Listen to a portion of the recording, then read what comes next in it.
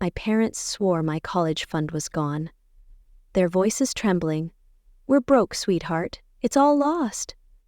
But late one night, I caught them whispering smugly to my sister about her fully backed fashion empire, built on the ashes of my tuition. They had no idea I'd already secured my future, quietly transferring every cent of my trust to a venture they'd never touch. I was 22, standing on the precipice of greatness, when the people I trusted most plunged a knife into my future. My name is Emily Harper, and this is the story of how I clawed my way back from betrayal, turning a family's deceit into a triumph that shook the world. But let me take you to that night. The night my life unraveled in a way I never saw coming.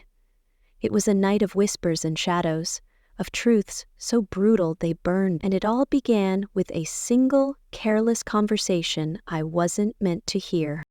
San Diego's coastal breeze carried the tang of salt and ambition, the kind that hums through La Jolla's manicured streets and cliffside mansions. I grew up in one of those homes, a sprawling glass and stucco palace where success wasn't just expected, it was demanded. My father, James Harper, was the CEO of Helix Corp, a biotech giant that churned out life-saving drugs and even bigger profits. My mother, Laura, was a corporate lawyer, her name etched on the letterhead of a firm that brokered deals for Silicon Valley's elite. They were the power couple, the kind you read about in Forbes, and I was their golden child. From the time I could read, I was organizing my books by author and color, winning science fairs with projects on gene editing, and staying up until dawn to perfect my calculus proofs. I wasn't just good, I was exceptional, and they knew it. "Emily, you're going to change the world," Dad would say, his voice booming over dinner as he regaled his colleagues with tales of my latest academic conquest. Mom would nod, her eyes gleaming with pride as she helped me dissect advanced chemistry problems at the kitchen island. They started my research fund when I was 8, a sacred promise tucked into a leather-bound folder of bank statements. "This is for your dreams, sweetheart," Mom said, showing me the numbers climbing each month. "UC San Diego, MIT, Stanford. Anywhere you want to go, this will get you there." By the time I was accepted into UCSD's PhD program in biochemistry at 21, that fund had swelled to $250,000, enough to fuel my groundbreaking work on nanotechnology-based drug delivery. It wasn't just money, it was proof they believed in me, a tangible vow that my relentless drive would pay off. But then there was Ethan, my younger brother by 3 years, the sun to my moon. Where I was disciplined, he was a wildfire, charismatic, reckless, and utterly untamed. Ethan didn't study, he charmed. He didn't plan, he dreamed, and our parents ate it up. "Ethan's got that spark," Mom would gush when he flunked another class, his report card a parade of C's and D's. "Not everyone's cut out for books. He's a visionary," when he crashed his first car. A sleek BMW Dad bought for his 16th birthday. They replaced it with a Porsche by the next weekend. "He's learned his lesson," Dad said, waving off the $20,000 0 cents repair bill. Meanwhile, I'd saved for years to buy my used Prius, every dent a badge of my independence. When Ethan nearly failed high school, Mom spent weeks lobbying his teachers, spinning tales of unrecognized potential. When I aced AP Physics, the question was, why not a perfect score? I didn't resent Ethan, not really. He was my brother, all bright smiles and big ideas. But I couldn't ignore the pattern. They lifted him on wings, while expecting me to soar on my own. My world was UCSD's gleaming labs, where I led a team developing a nanotechnology system that could deliver drugs to precise cellular targets. Think cancer treatments that hit tumors without touching healthy tissue. It was the kind of work that could save millions of lives. And at 22, I was at the helm.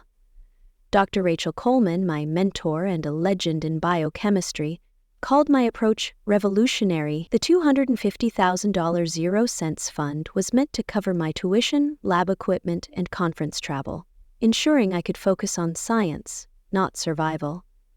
I was weeks away from presenting our latest findings at the Global Biotech Summit in San Francisco, a stage that could catapult my career into the stratosphere. My poster was ready, my data airtight, my speech rehearsed to perfection. I was unstoppable, or so I thought. The first crack appeared in late October, a month before the summit.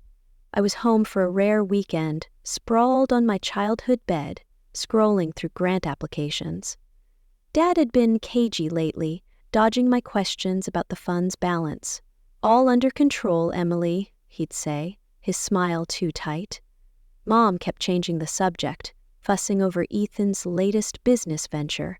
And Ethan was living large. I'd seen his new Tesla parked in the driveway, its red paint gleaming like a taunt. He'd been dropping cash on designer clothes, crypto investments, and late-night parties at gas lamp quarter clubs. Just networking. He'd shrug when I asked how he could afford it. My gut churned. Something was wrong, but I was too buried in my research to dig deeper. That night, I couldn't sleep. The house was quiet, the kind of quiet that amplifies every creak and whisper. Around 2 a.m., I slipped downstairs for a glass of water, my bare feet silent on the hardwood. I froze at the base of the stairs. Voices drifted from Dad's study, low, urgent, conspiratorial. I crept closer, my heart thudding so loud I thought they'd hear it. The door was ajar, and through the sliver of light, I saw them. Dad pacing, Mom perched on the edge of a chair, Ethan slouched against a desk, a glass of bourbon in his hand. "She's asking too many questions," Mom was saying, her voice sharp with worry. "We need to tell her something soon." "She doesn't need to know," Dad snapped. "As far as Emily's concerned, the fund's gone. Ponzi scheme, bad investment, end of story." Ethan laughed, a bitter edge to it. "You really think she'll buy that? Emily's not stupid. She's probably already sniffing around." "Then we stick to the plan," Dad said, his tone final. "Apex Pulse is the future. We've sunk $200,000, 0 cents of her fund into it, and it's going to pay off. Once you're on Forbes 30 under 30, she'll thank us." My knees buckled. I gripped the wall to keep from collapsing. Apex Pulse? Ethan's half-baked social media startup, some vague idea about connecting influencers with investors. They'd taken my research fund, my future, and poured it into his pipe dream? The room spun, rage and disbelief clawing at my chest. I wanted to storm in, scream, demand answers, but I didn't. I stood there, silent, as Mom's voice cut through the haze. "It's for the family, Ethan," she said softly. "Emily can take out loans, get grants. She's resourceful. But you're building something real. In 5 years, Apex Pulse could be the next TikTok." "Exactly," Dad said. "And when it is, we'll pay off her loans tenfold. She'll see we made the right call." I slipped back upstairs, my hands shaking so badly I could barely open my bedroom door. I didn't sleep that night. I lay there staring at the ceiling, replaying their words. They hadn't lost my fund. They'd stolen it. They'd looked me in the eye, praised my brilliance, and then gambled my dreams on Ethan's charisma. The betrayal wasn't just financial, it was a gut punch to everything I'd believed about my family. But even as the hurt burned, something else sparked inside me. They thought I'd roll over, accept their lies, and fade into mediocrity. They were wrong. I wasn't just Emily Harper, the dutiful daughter. I was a scientist, a fighter, and I was going to make them regret underestimating me. The next morning, I played dumb. Over breakfast, I smiled, nodded, asked Ethan about his big plans. He preened, spinning tales of Apex Pulse's game-changing algorithm and Silicon Valley buzz. Dad chimed in, dropping names of investors who were this close to signing on. Mom watched me, her eyes flickering with something, guilt, maybe, or fear. I kept my voice steady, my face neutral, but inside I was building a plan. Step 1, confirm the truth. Step 2, protect my research. Step 3, make them pay. I started with the evidence. Back at UCSD, I spent late nights in my cramped dorm room combing through our family's shared cloud drive. It wasn't hard to find. Dad was arrogant, not careful. Bank statements showed transfers from my fund's account to Apex Pulse LLC. $50,000, 0 cents in March, $75,000, 0 cents in June, another $75,000, 0 cents in August, $200,000, 0 cents total, siphoned off while I was killing myself to keep my project alive. I found emails too, Dad to his accountant, instructing him to reallocate Emily's assets for a high-yield opportunity. Mom's voicemails to Ethan, urging him to make this work for all our sakes. I saved everything, backing it up on an encrypted drive. If they wanted to play dirty, I'd be ready.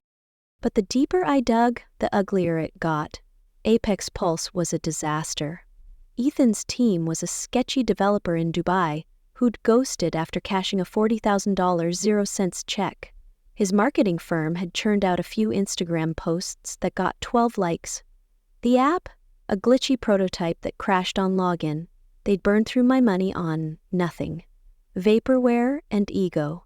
Meanwhile, my lab was running on fumes. I'd been rationing reagents, skipping conferences and tutoring undergrads for $15 0 cents an hour to afford basic supplies. Every time I swiped my card for a $3 0 cents coffee, I calculated how many pipettes I could have bought instead, and they thought I'd just accept this? I went to UCSD's legal aid office, hoping for a lifeline. The attorney, a tired woman with a desk buried in papers, was blunt. "The account's in your parents' names," she said, scanning the statements I'd brought. "Legally, it's theirs to spend. You'd need proof of a binding agreement, designating it for your research. And even then, it's a long shot." I left her office feeling like I'd been punched. They'd structured the fund to screw me over, knowing I'd have no recourse. But I wasn't giving up.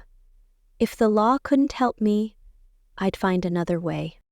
That's when the first real danger hit. I was working late in the lab, the only light coming from my computer screen and the hum of the centrifuge.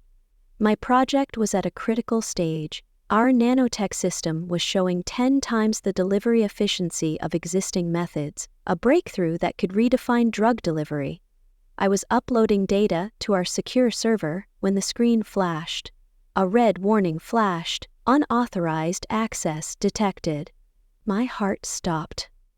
I tried to log back in, but the system locked me out. Files started vanishing, months of experiments, irreplaceable results. I rebooted, hands shaking, but the damage was done. Half my dataset was gone, and a log showed an external IP address had breached our firewall. The next morning, Dr. Coleman called me into her office. "Emily, the university's investigating," she said, her face grim. "They found discrepancies in your data logs. Someone's suggesting you manipulated results to inflate your findings." I stared at her, my mouth dry. "That's impossible," I said. "I was hacked. Someone targeted my work." She believed me. Her eyes said that much, but the accusation was a bomb. Academic misconduct could end my PhD, my career, everything. I spent days reconstructing what I could, working with IT to trace the breach. The IP led to a shell company tied to Veritas Bio, a rival firm that stood to lose billions if my tech hit the market. They weren't just playing dirty. They were trying to bury me. I should have been terrified, But fear was a luxury I couldn't afford. Instead, I got angry. Veritas, my parents, Ethan, they all saw me as collateral damage, a stepping stone to their own glory. I wasn't going to let them win. Dr. Coleman saw the fire in me and offered a lifeline. "You're not just a scientist, Emily," she said, leaning across her desk. "You're a creator. Don't let their betrayal define you. Build something they can't touch." Her words hit like a spark on dry tinder. I'd been reacting, scrambling, surviving. It was time to start building. That's when the idea struck. Our nanotech wasn't just for medicine, it could revolutionize skincare. Imagine anti-aging serums that delivered active ingredients to exact skin layers. No waste, no degradation. The beauty industry was a $500 billion 0-cents juggernaut, and my tech could disrupt it. I pitched the concept to Dr. Coleman, expecting skepticism. Instead, she grinned. "That's brilliant," she said, "and patentable. Get to the innovation office now." I met with UCSD's Office of Innovation, a sleek department that turned research into revenue. The patent attorney, a sharp-ironed woman named Priya, was cautiously thrilled. "This is novel," she said, flipping through my proposal. "The market potential's in the tens of millions. UCSD will claim partial ownership, but you'd get the lion's share of licensing fees." For the first time in months, I felt a flicker of hope. If I could commercialize this, I wouldn't need my parents' money or their approval. But hope is a fragile thing, and danger was never far behind. One night, as I walked to my car after a 14-hour lab session, I noticed a black SUV idling across the street. The driver, a man in a leather jacket, watched me, his eyes hidden behind sunglasses despite the dark. I quickened my pace, my keys clutched like a weapon. The SUV followed, slow and deliberate, its engine growling. When I reached my dorm, I bolted inside, my pulse racing. The next day, I found a note slipped under my door. "Keep quiet, or you'll regret it." No signature, just a typed threat that smelled faintly of cigarette smoke. I knew who was behind it. Dad's business partner, Victor Crane, a shark in a suit who'd bankrolled Apex Pulse and had a reputation for silencing problems. He wasn't just protecting Ethan's startup, he was protecting his own dirty money. I didn't tell anyone, not yet. Fear was a signal, not a strategy. Instead, I doubled down.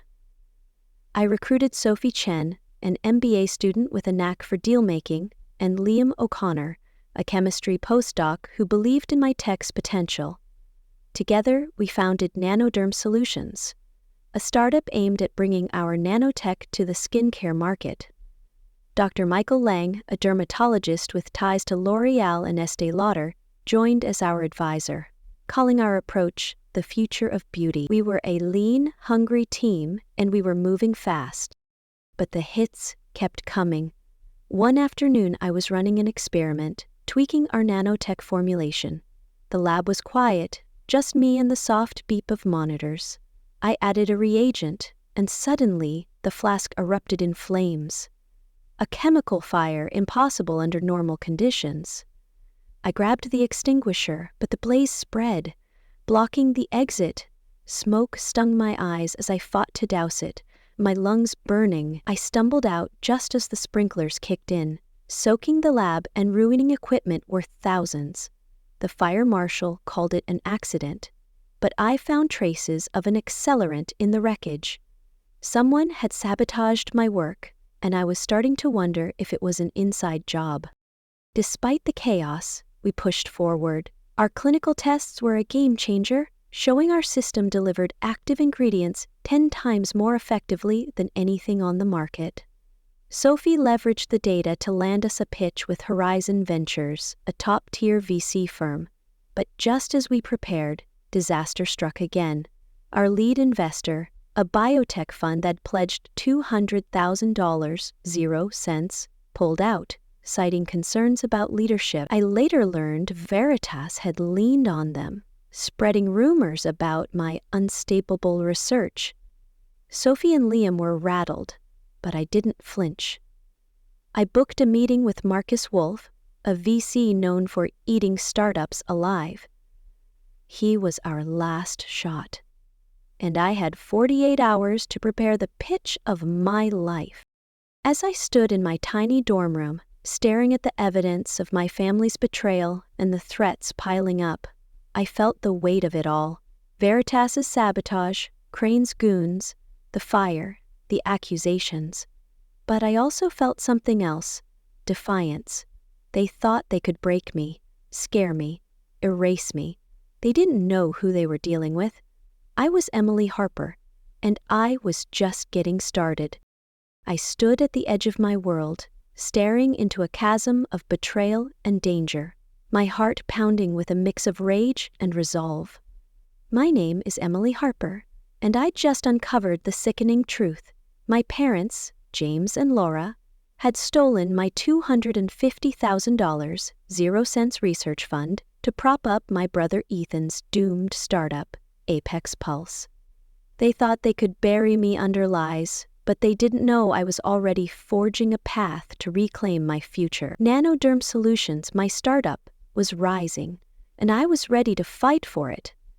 Against corporate sharks, family deceit, and threats that lurked in the shadows. But as I stepped into this battle, I was about to learn that the stakes were higher, the enemies closer, and the cost of victory far greater than I'd ever imagined. The UCSD campus was a blur of palm trees and glass buildings, but my world had narrowed to a single goal: survival.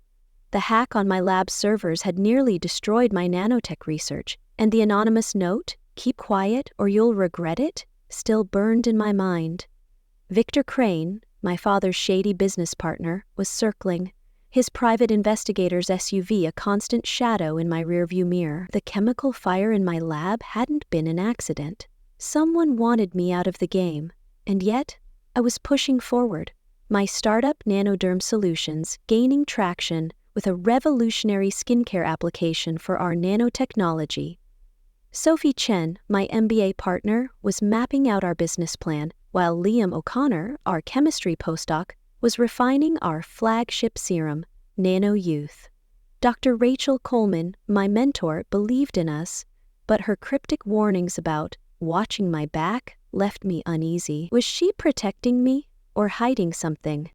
I had no time to dwell on it. The UCSD Innovation Summit was days away, a high-stakes startup competition that could secure $50,000, 0 cents, and a shot at Silicon Valley investors. It was our chance to prove Nanoderm wasn't just a dream, but a game-changer. I barely slept, my dorm room a war zone of coffee cups, data charts, and pitch decks. Sophie drilled me on financial projections, her sharp eyes catching every flaw. "You're selling a revolution, Emily," she said, tapping her laptop. "But these VCs don't care about science. They want dollar signs. Make them see the billions." Liam, quieter but relentless, spent nights in the lab, ensuring our clinical data was bulletproof. Our tests showed Nano Youth delivered anti-aging ingredients 10 times more effectively than anything on the market. It was our golden ticket, if we could survive long enough to cash it. The summit was held in UCSD's sleek auditorium, packed with suits, tech bros, and nervous entrepreneurs. I wore a blazer I'd bought secondhand, my nerves masked by a practiced smile. Our pitch was last, and as I watched the other teams, AI apps, green energy gadgets, I felt the weight of what we were up against. Then it was our turn. I stepped onto the stage, the spotlight blinding, and poured everything into those 10 minutes. I explained the science in crisp, accessible terms. Our nanotech-targeted skin layers with surgical precision, cutting waste and boosting efficacy. I showed market data, $500 billion, 0 cents in global skincare demand, and our roadmap, licensing deals, a signature product, a potential IPO. Sophie's slides were flawless, Liam's demo video stunning. The judges, a panel of grizzled VCs and biotech execs, leaned forward, their skepticism thawing. When I finished, The room erupted in applause, a sound that felt like oxygen after months of suffocation. We won. The announcement hit like a thunderclap. Nanoderm Solutions, first place, $50,000, 0 cents, in an exclusive meeting with Horizon Ventures, a Silicon Valley titan. Sophie hugged me so hard I nearly fell over, and Liam, usually stoic, grinned like a kid. The prize money would fund our patent filing and next round of trials. But the real win was the spotlight. Reporters swarmed, snapping photos and asking for quotes. I kept my answers polished, but inside, I was soaring. This was proof. Proof I could build something unstoppable, even as my family tried to tear me down. But victory came with a shadow. That night, as we celebrated at a campus pub, my phone buzzed with a text from an unknown number. "Nice win. Don't get too comfortable." Attached was a photo of me on stage, taken from the back of the auditorium. My stomach dropped. Someone had been watching, close enough to capture the sweat on my brow. I scanned the bar, half expecting to see Crane's investigator lurking in a corner, but no one stood out. Sophie noticed my tension. "You okay?" she asked, her voice low. I forced a smile. "Just tired," I lied. I didn't tell her about the note, the SUV, or the fire. Not yet. I needed my team focused, not paranoid. The Horizon Ventures meeting was set for the following week in Palo Alto, a 6-hour drive from San Diego. We prepped like our lives depended on it, because they did. Horizon's lead partner, Marcus Wolf, was a legend and a predator. His nickname, the Wolf, came from his habit of gutting startups for parts if they showed weakness. Sophie dug up his track record. 80% of his investments turned profits, but half his founders ended up broke or burned out. "He'll test you," she warned. "Push every button. If you crack, he'll walk." I nodded, my jaw tight. I'd faced worse than Wolf, or so I thought. The drive to Palo Alto was tense. Liam drove, Sophie quizzed me on financials, and I stared out the window, replaying that threatening text. I'd forwarded it to UCSD's security, but they'd found nothing. No trace of the number, no cameras in the auditorium's back row. My mind churned with questions. Was it Crane, protecting his investment in Apex Pulse? Veritas Bio, trying to kill my tech before it hit the market? Or someone closer? Someone I trusted? Dr. Coleman's cryptic warnings echoed, her connection to Veritas, a past consultancy role, nagging at me. I pushed the thought away. She'd given me a lead role, believed in my vision. But doubt is a seed, and it was taking root. Horizon's office was a glass fortress, all sharp angles and cold steel. Wolf greeted us with a handshake that felt like a challenge, his eyes dissecting me before I sat down. He was in his 50s, lean and sharp, with a smile that didn't reach his eyes. "Impressive pitch at UCSD," he said, leaning back in his chair. "But let's cut the fluff. Why should I bet on 3 kids with no track record?"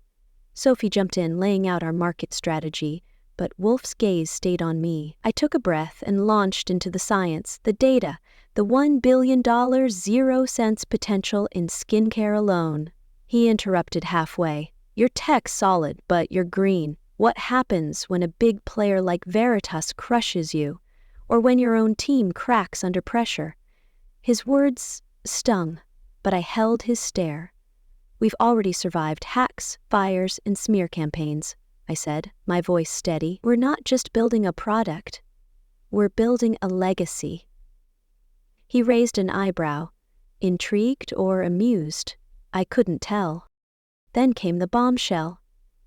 "I'll give you $300,000, 0 cents, for 20% equity," Wolf said, "but I want veto power on your board and a clause to replace you as CEO if you underperform." Sophie's face tightened.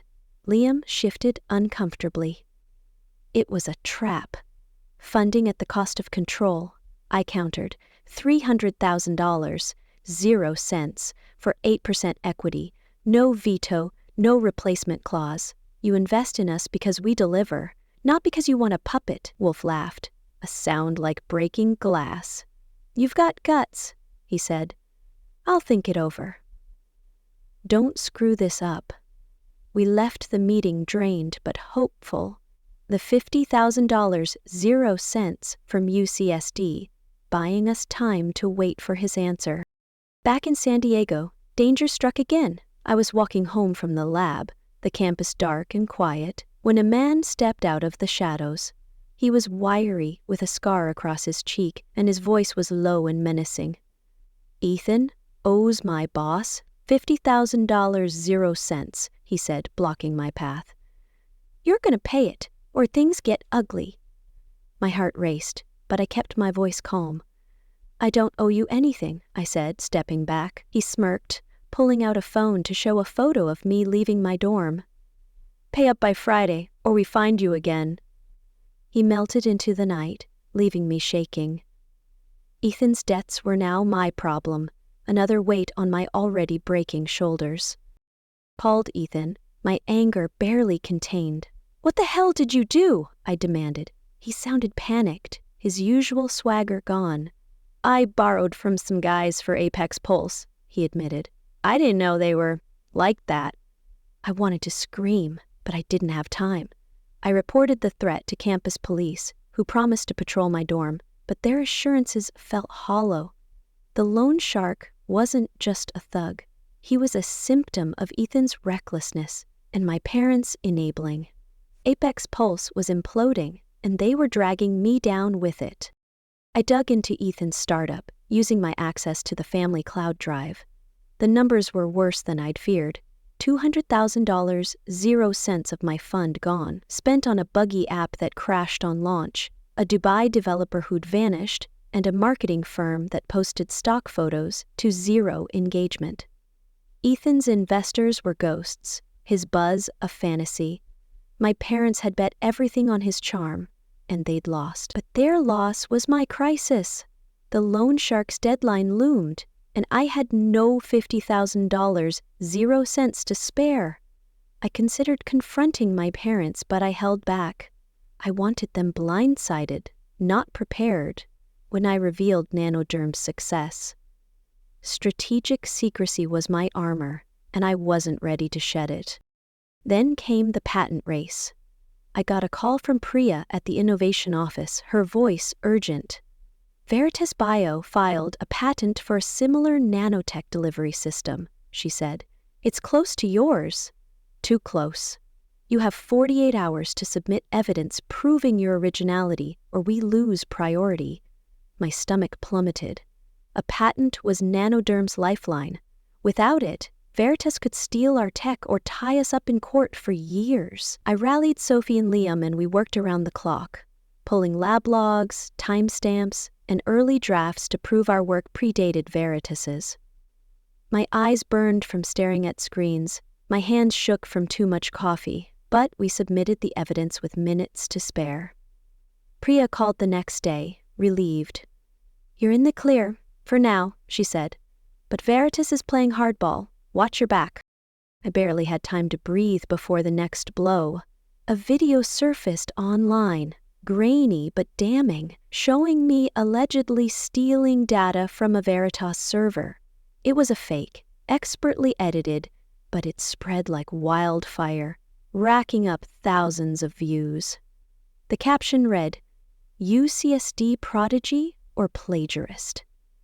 My inbox flooded with hate mail. Colleagues whispered in the halls, and our UCSD grant was put on hold pending an ethics review. I traced the video to a Shell account linked to Crane, my father's partner. He wasn't just threatening me, he was destroying my reputation. Sophie and Liam stood by me, but the pressure was fracturing us. Sophie, usually unflappable, snapped during a meeting. This is too much, Emily, she said. I signed up for a startup, not a war. If we lose that grant, I'm out. Her words cut deep, but I couldn't blame her. The stakes were suffocating us all. The media ambush came at the worst possible moment.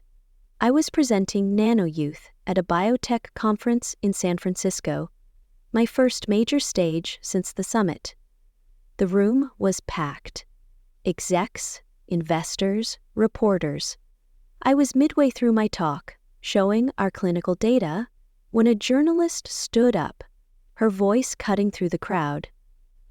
"Ms. Harper, how do you respond to allegations of intellectual property theft?" She held up her phone, playing the fake video on loop. The room went silent, all eyes on me. My pulse spiked, but I forced a smile. "That video is a fabrication," I said, my voice steady. "Our technology is original, backed by years of documented research. I welcome any investigation." The crowd murmured, some skeptical, others intrigued. I finished the talk, but the damage was done. Social media exploded, and Wolf emailed, "Kurt, address this or our deal's off." I was drowning. The loan shark, the patent race, the smear campaign, Sophie's threat to leave. It was too much. And then, during a late-night pitch prep for a backup investor, my body betrayed me. I was explaining our royalty projections when my vision blurred, my legs buckled, and I collapsed, my head hitting the table. I woke in the hospital, an IV in my arm, Sophie and Liam at my bedside. "Exhaustion and dehydration," the doctor said. "You're pushing yourself too hard." Sophie's eyes were red. "We can't do this without you, Emily," she said. "But you can't do it alone." For the first time, I let them in, telling them about the threats, the video, my family's betrayal. Liam's jaw clenched, Sophie softened. "We're a team," she said. "Let us carry some of this." I nodded, tears stinging my eyes. I wasn't alone anymore. The turning point came in the summer. I'd skipped a prestigious biotech fellowship to focus on Nanoderm, moving into a cramped, unair-conditioned apartment to save money. The $50,000, 0 cents, from UCSD was running low. But Wolf came through, agreeing to $300,000, 0 cents, for 8% equity, no strings. We filed our patent, upgraded our lab, and signed a $1 million, 0 cents, licensing deal with LuxDerm, a luxury skincare brand. Royalties were projected at $5 million, 0 cents, over 3 years. I moved to a modest studio near campus, reduced my tutoring hours, and started breathing again. NanoYouth was ready for its debut, a sleek serum that promised to redefine anti-aging. By late 2024, Nanoderm was valued at $5 million, 0 cents, my stake worth $1,500,000, 0 cents. I was no longer the broke grad student scraping by. I was a force. But the past wouldn't let go. I went home for Thanksgiving, bracing for tension. The La Jolla house felt like a museum, all polish and no warmth. Dad's new SUV was gone, replaced by his old sedan. Mom's smile was strained, her laughter forced. Ethan was a ghost. His room a mess of empty liquor bottles and failed business plans. At dinner, the air was thick with unspoken truths. Then, Ethan broke the silence, his voice raw. "Apex Pulse is dead," he said, staring at his plate. "We blew $200,000, 0 cents. Your money, Emily. It's gone." Mom gasped. Dad's fork clattered, and I sat still, waiting. Ethan kept going, his words a confession. "They told me you agreed to it, that you didn't need the fund. I believed them. I'm sorry." The room exploded. Dad shouted at Ethan to shut up. Mom sobbed, begging for calm.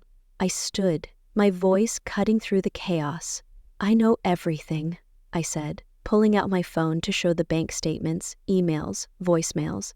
"You stole my future for his fantasy, lied to my face, and let me fight for scraps.